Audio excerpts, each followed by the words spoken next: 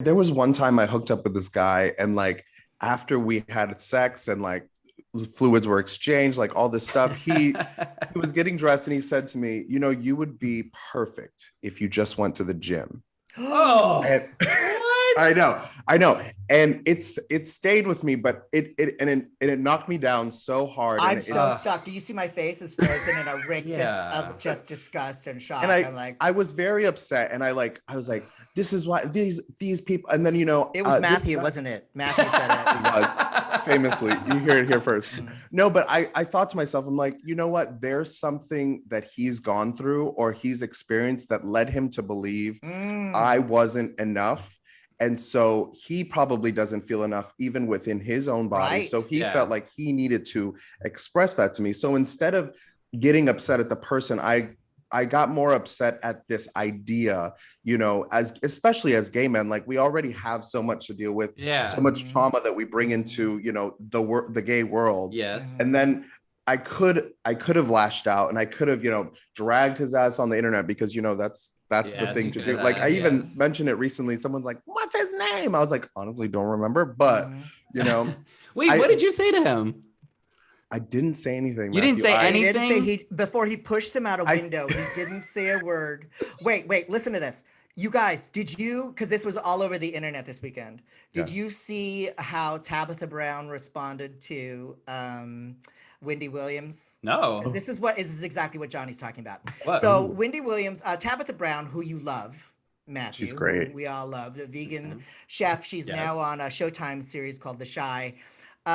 She is she's financially solvent enough to retire her husband. Her husband worked Yes. as Oh, I a love police that. officer for years and Yes. years and years, and supported her for 15 years when they were broke while she came to LA to be an actress. And she said, if I'm ever in a position to have you retire, I'll do it. Yeah. So she did it, and she announced it. Wendy Williams went on the air and said, this is a terrible idea. I was with one of those guys. You know, I support you, honey. I support you. And all of a sudden the money's gone and blah, blah, blah. It's a disaster. This is a terrible idea. Tabitha Brown responded the very next day. And the very first thing she says was, Wendy, first of all, I heard, I watched. God bless you. Yeah. And she said, I thought the amount of pain this woman must be in Yeah. to be triggered by somebody else's happiness. Yeah. And she goes, I pray that you find the kind of love that I have, Yes. and that I love my husband so much that I don't want him to risk his life, to put his life in danger. He wants to mentor children, and I want to support that. And we've been together, blah, blah, blah. But there was nothing hateful about, but it made it worse. But she still read her down, but she like read with her the without, nicest, with the nicest thing, and it was just, and then she ended with this, I pray that you find a love that's Yes. genuine. I pray that somebody sees you. And You it was just can- like, I just imagine the Indiana Jones Nazi face just melting, like as Wendy Williams hearing Yeah, that. but you know what?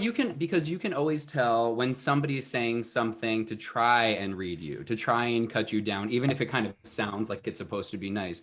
But the thing about Tabitha that resonates with everybody is that her sincerity is just like oozing in Off the every part of charts. who she is. She's incredible. Mm. And also because the grace that she was able to show Wendy and Johnny, that you were able to show, you know, person X in your bedroom, is just that comes from such kind of a deep knowing of this is not about me. So if I'm not acting out defensively, then I maintain that core belief within myself that I am fine. This is an expression of somebody else's shit. They're hurting. And just to kind of give that grace is also really in service of our own self. Well, it's one of the 4 agreements, right? Don't take anything personally. I mean, it's kind of like that guy saying to you, yeah, and I took it personally. I know. How could you not?